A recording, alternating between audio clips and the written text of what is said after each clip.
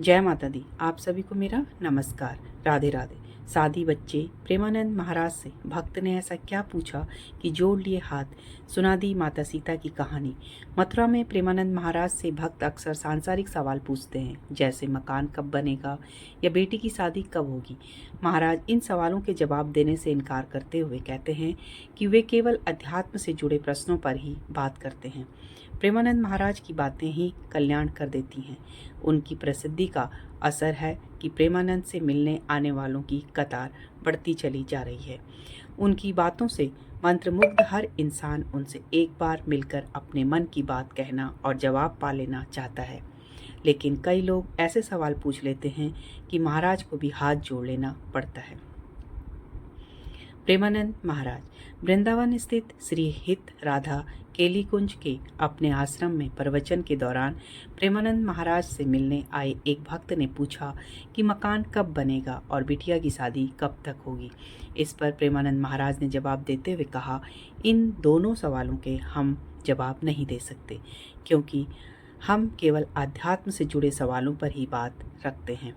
महाराज ने आगे कहा, अब ये सब किसी ज्योतिषाचार्य से जाकर पूछो कि तुम्हारा मकान कब तक बनेगा और बेटी की शादी कब तक होगी।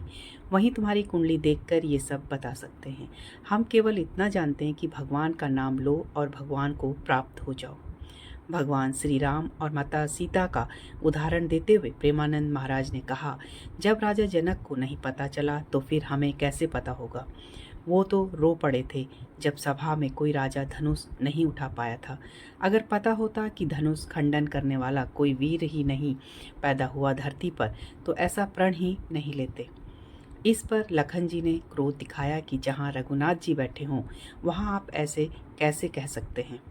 महाराज ने आगे कहा कि बेटी की शादी के लिए राजा जनक की तरह रुदन करो और भगवान राम से प्रार्थना करो। और रही घर की बात, तो तुम्हें ही देखना पड़ेगा। मेरे पास आओ तो अध्यात्म के जिस रास्ते पर चले हो उसका जवाब लेने आओ।